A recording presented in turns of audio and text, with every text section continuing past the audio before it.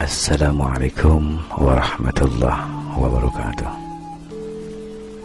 Selamat malam, selamat menjalankan ibadah puasa Ramadan buat para sahabat LPI dimanapun Anda berada.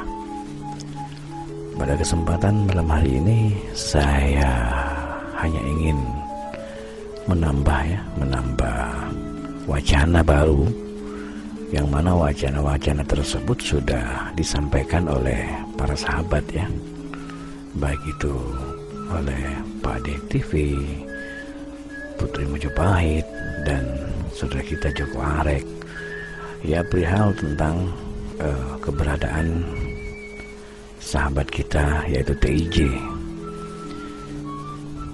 yang mana setelah saya amati, makanya saya jarang berkomentar, saudaraku ya. Saya jarang berkomentar, saya mencari hiburan di luar saja yang tidak ada kaitan dengan apapun juga, kan begitu. Tujuannya kan saya ingin lebih fokus dengan hal-hal wacana baru yang mungkin ada dari beberapa rangkuman yang kami dapat dari para sahabat, sehingga kami simpulkan pada malam hari ini. Setelah saya amati, sepertinya saudara kita TJ kemungkinan dalam proses penahanan begitu, karena belum ada bukti-bukti yang akurat dari seseorang yang memang dilaporkan, yang memang menjadi biang keroknya. Siapa lagi kalau bukan Lubis 212, kan begitu. Dia sendiri, saya melihat dan saya tidak pernah mendengar kabar dari siapapun juga. Secara insting saya kok condong ke Medan ya, begitu. Saya kok condong ke Medan. Larinya Lubis itu kalau nggak salah ke Medan, saudaraku, begitu. Yang nggak tahu juga, mungkin ini hanya persepsi saya pribadi ya, dan penilaian dari RPI sendiri, bahwasanya yang bersangkutan yang menjadi biang kerok yang bernama Lubis 212 itu, yang katanya, yang konon katanya saudara ipar kayak saudara apapun juga kayak, yang katanya begitu dari sahabat kita TJ. Saya nggak tahu ya, RPI nggak tahu apa-apa, saudaraku ya. Jadi kita semua nggak tahu status hubungan antara Lubis dengan TJ. Saya pribadi nggak tahu dan tidak mau tahu, gitu kan, karena sejak lama RPI nggak pernah kenal dengan namanya Lubis. Tiba-tiba kok ada pembahasan baru, ada oknum baru ya, ada personel baru yang ikut nimbrung ya di kontennya TJ, kan begitu, saudaraku. Jadi ya setelah saya lihat, saya pantau gitu kan, kok pembahasannya sudah jauh berbeda dengan pembahasan yang dulu, yaitu membahas masalah perdobolan ya. Akhirnya saya pribadi bukan menjauh, tapi lebih fokus dengan berdiam saja ya, diam diri dan ganti ke konten lain begitu. Entah itu saya bikin musik, bikin hiburan ya, bikin acara misteri ini dan itu, ilmu pengetahuan dan sebagainya lah. Karena kalau yang dibahas TJ sudah bukan ranah dari LPI ya, saudaraku ya. Karena LPI ranahnya bukan sampai ke para habaib ya. LPI takut dengan hal itu. Kalaupun ada bukti-bukti yang valid misalkan, itu pun gak sembarang LPI bicara gitu ya, karena itu bukan ranahnya. Dan saya pribadi bukan zuriyah, bukan keturunan, dan tidak ada sangkut paut dengan keturunan dari Rasulullah Muhammad SAW. Ya, kalau sahabat kita TIJ, kalau kita melihat dari Teguh, nama Teguh, gelar itu masih ada nasab, saudaraku ya. Kalaupun ada nasab, siapapun juga, biarpun dia Habib, Kalau salah tetap salah, dihukum ya tetap dihukum. Jadi jangan karena sesama Habib bermasalah tidak dihukum, itu salah ya, salah besar saudaraku ya.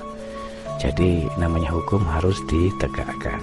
Tapi kalau masih dalam ruang lingkup zuriyah, yang jelas, yang pasti saya yakin kalau para zuriyah, para baib, para habib pasti akan memaklumi dan menggunakan hukum akhlak, yang menggunakan hukum akhlak ya. Jadi bukan hukum versi negara yang kebanyakan gak adil, yang benar di penjara, yang salah tertawa, kan begitu. Tapi ini menggunakan hukum akhlak ya. Okelah, mudah-mudahan dengan begitu, dengan kesadaran, dengan pemahaman para habaib yang bersangkutan, saya berharap semuanya bisa clear, bisa kembali ke laptop, jadi kembali ke pembahasan semula. Tapi yang jadi pemikiran kami saudaraku ya, yaitu lubis itu sampai detik ini belum ada kabar beritanya saudaraku, tapi isi kontennya itu sangat mengerikan ya, sampai menentang aparat segala begitu kan, membuat narasi palsu, narasi kosong ya, cerita pepesan kosong begitu kan, yang akhirnya menimbulkan konflik dan bawa korban kepada sahabat kita sendiri, yaitu TIJ. Sejak awal saya menyukai TIJ itu karena konten-kontennya yang mendidik saudara, bukan karena rambut gondrong, bukan karena inisial ini dan itu, gelar ini dan itu, tidak saudaraku ya. RP ini mengagumi seorang TIJ itu karena apa yang diucapkan, apa yang dicontohkan, apa yang diutarakan, semuanya benar. Dan memang kita itu diberikan kesadaran dan pemahaman, serta dikembalikan kepada akal sehat kita saudaraku ya. Gak sama dengan lutung. Kalau lutung itu kan narasinya busuk ya, mengarang-arang cerita bohong. RPI dianggap dukun yang bersembunyi di ketiak pos dajjal begitu kan. Itu narasi busuk yang tidak ada sumber beritanya yang valid begitu. Sama aja lupis kedua ya, membuat narasi kosong, data-datanya palsu, nggak ada buktinya, hanya tuduhan, dan itu bisa kalau sampai diperpanjang kan begitu. Tapi namanya buzzer peliharaan oknum itu pasti selalu bebas saudaraku. Tapi di dunia belum tentu ya bisa bebas berkeliaran di surga. Jangankan di surga, mencium bau surga pun belum tentu bisa gitu. Itu kalau mati dalam keadaan husnul khotimah.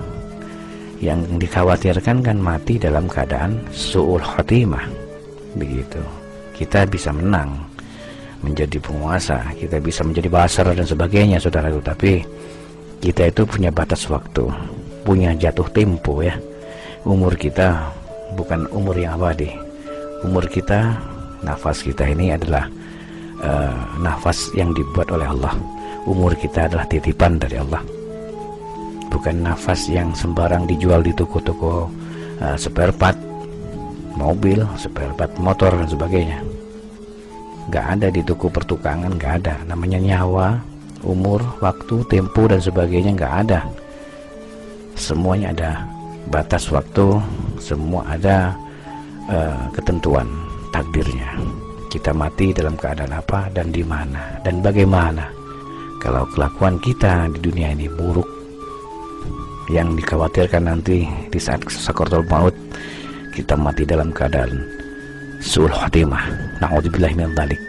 Jadi mari kita kembali kepada kesadaran dan jangan mengarang-arang cerita, membuat-buat cerita bohong ya. Janganlah menjadi lubis ke-1 dan lubis kedua, saudaraku ya. Oke, kita kembali ke permasalahan tentang lubis. Saya melihat seorang lubis itu awalnya, ya, bagi saya pribadi biasa-biasa aja, saudaraku ya. Tidak ada kelebihan apapun, cuman kenapa kok dipercaya begitu kan? Tapi hati saya mengatakan, dan ada sedikit kecurigaan terhadap orang itu. Tapi berhubung saudara kita TIJ mengatakan kalau itu lubis adalah saudara iparnya, ya kita mau bicara apa lagi, saudaraku? Jadi nggak bisa ngomong apa-apa kalau sudah menyangkut dengan keluarga, begitu kan? Dan kita nggak tahu siapa lubis itu sebenarnya, ya kan? Karena saya melihat seorang lubis, kayaknya dia akrab dengan si iblis di Ngajum itu, saudara ya. Dia akrab dengan iblis Ngajum, dan dia juga akrab dengan Ja'far kalau nggak salah. Sedangkan para doppler yang sudah kita ketahui persatuannya sangat kuat, saudaraku. Sedangkan kita masing-masing individu ya, itu nggak berani tampil ke depan. Hanya orang-orang tertentu saja, yang itu saja yang berani menentang, melawan, memberantas dan sebagainya. Sedangkan pendukungnya bisa dihitung dengan jari, saudaraku. Terus bagaimana untuk langkah selanjutnya? Sedangkan sahabat kita TJ ini mengalami ujian ya, ujian di bulan suci Ramadan ini. Yang mudah-mudahan saudara kita TIJ akan cepat selesai permasalahannya. Ya, kalau di luaran mungkin di netizen, di para netizen dan di hater-haternya mengatakan kalau prosesnya TIJ bla bla bla bla, banyak ini dan itu, tuntutan berlapis ini dan itu. Itu semua tergantung dari kebijaksanaan para habaib. Walaupun dia ada di Polda Aceh, ya kan? Polda Aceh juga kan ikut berpikirlah tentang hal itu. Kalau si penuntut mencabut tuntutannya kan sudah selesai. Gitu, mungkin ada syarat lain di belakang agar semuanya bisa clear, kan begitu, antara Polda Aceh dengan para habaib yang bersangkutan, dan juga si tertuduh seperti saudara kita TJ, kan begitu kan. Kita keluar dari konsep lubis karena dia sampah, dia hanya kecoak saja, saudaraku ya. Bagi saya, bagi kalian para pendukung, ya monggo silahkan mau menilai apapun terhadap lubis. Kalau RPI terus terang tidak mau membahas siapa dia sebenarnya, dan kami tidak mau tahu ya. Cuman disayangkan sekali kalau sahabat kita sampai terpengaruh dengan hal-hal semacam itu. Maka dari itu, ini juga menjadi pelajaran berharga bagi kita semua, dan juga menjadi pelajaran bagi sahabat kita TJ agar jangan mudah percaya kepada siapapun juga, walaupun itu saudara atau keluarga kita sendiri, karena hati manusia tidak ada yang tahu, saudaraku ya. Dalam lautan bisa diukur, tapi dalam hati tiada yang tahu selain Allah Subhanahu wa Ta'ala. Nah, yang patut kita bahas sekarang, kemana larinya seorang lubis yang katanya dia memiliki banyak bukti dan data yang valid, yang akhirnya berujung pada pembodohan ya. Akhirnya membodohi publik, akhirnya ngapusi wong, akhirnya membodohi umat ya, mencemarkan nama baik para habaib, para zuriyah ya, mencemarkan nama baik para habaib yang sudah terdata dalam Robitoh ya, yang sudah terdata dalam Robitoh, nah, tercoreng oleh ulah lubis. Sedangkan senjatanya si lubis yaitu TIJ diperalat oleh lubis, saudaraku, begitu. Bukan saya berpihak pada TIJ, enggak. Setahu saya begitu. Kalau masalah edit foto, yang pintar mengedit adalah Lubis, saudaraku.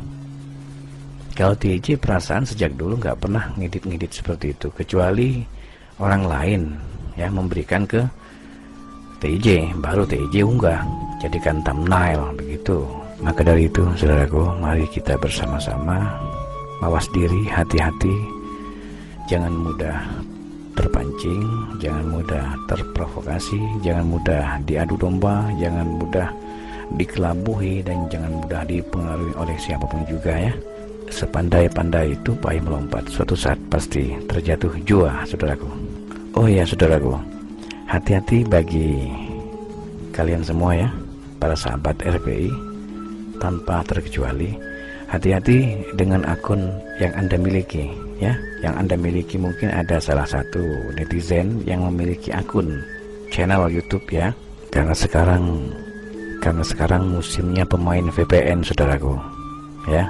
Hati-hati, banyak disalahgunakan oleh para mafia VPN terhadap AdSense YouTube.